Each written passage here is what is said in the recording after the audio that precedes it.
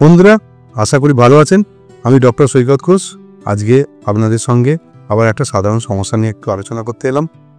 আমাদের রকমারি সমস্যাই আমাদেরকে অনেক কিছু ভোগায়, তবে সব থেকে বেশি যেটা ভোগায় আমাদের বাড়ির ছোট বাচ্চারা যদি কোনো কারণে কষ্ট পায়। আমাদের বাড়ির ছোট বাচ্চারা অনেক সমস্যাতেই ফেস করতে পারে। তার মধ্যে একটা জিনিস প্রায় কম বেশি সব বাচ্চারই ফেস করে, সেটা হচ্ছে তাদের হাতে পায়ের যন্ত্রণা। ছোট বাচ্চাদের হাতে পায়ে যন্ত্রণা আমরা কম বেশি সব বাচ্চার ক্ষেত্রে দেখি, জেনারেলি বেশি বাড়ে সন্ধ্যেবেলার দিকে বা রাত্রের দিকেও। তো এই ব্যথাটা নিয়ে খুব বেশি অরিড হওয়ার কিছু নেই, তবে অবশ্যই তার কিছু বেসিক ব্যবস্থা নেওয়ার দরকার আছে। সন্ধ্যেবেলার দিকে বা রাত্রের দিকে যে ব্যথা হয় সেটা মূলত গ্রোথ পেন, মানে ছোট বাচ্চারা আস্তে আস্তে তারা বড় হচ্ছে, তাদের হাড় মাসেলগুলো লম্বায় এবং প্রস্থে দুদিকেই বাড়ছে। তো এই বাড়ার সময়তে তাদের কিছু ব্যথা হয়। বিশেষ করে দেখা যায় পায়েতে, থাইয়ের সামনের দিকে বা পায়ের নিচের দিকে, কাফের সামনের দিকে বা অনেক ক্ষেত্রে হাঁটুর পেছন দিকে তাদের ব্যথা হচ্ছে।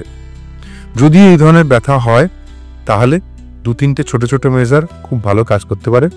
প্রথমত ওখানে একটু উষ্ণ সেক দেবেন, সেটা গরম জল দিয়ে হতে পারে বা বাড়িতে হালকা হট প্যাড থাকলে সেটাও ব্যবহার করতে পারেন। তবে খুব বেশি গরম করবেন না, হালকা গরম সেক দেবেন। তারপরে একটু জায়গাটাকে হালকা করে ম্যাসাজ করতে থাকবেন। তাতেও যদি না কমে তাহলে বাচ্চাদের ক্ষেত্রে প্যারাসিটামল সিরাপ আপনারা অবশ্যই দিতে পারেন।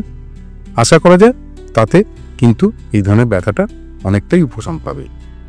তবে একটা কথা ভুললে চলবে না বন্ধু, সেটা হচ্ছে যে সব ব্যথাই কিন্তু গ্রোথ পেন নয়।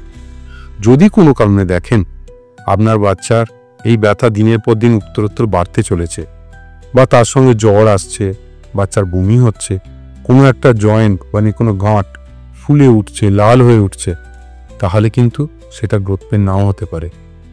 ছোট বাচ্চাদের ক্ষেত্রে কোনো জয়েন্টেতে বা জায়গায়, বিভিন্ন জায়গাতে শরীরে ইনফেকশন হতে পারে। ছোট বাচ্চাদের জুভেনাইল আর্থ্রাইটিস কিন্তু খুব আনকমন নয়, অনেক বাচ্চারাই সেই অসুখে ভোগেন। আর একটা জিনিস ছোট বাচ্চাদের ক্ষেত্রে প্রায়ই হয়, আমাদের ভয়েতে ওরা অনেক সময় ছোটোখাটো চোটাঘাত লুকিয়ে যায়।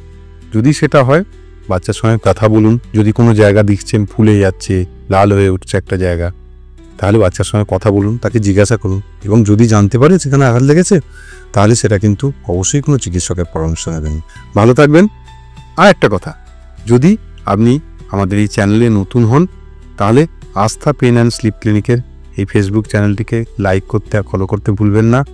তাহলে নিত্য নতুন আরও অনেক কিছু নিয়ে আমাদের আলোচনার আপনিও শরীক হতে পারবেন। নমস্কার।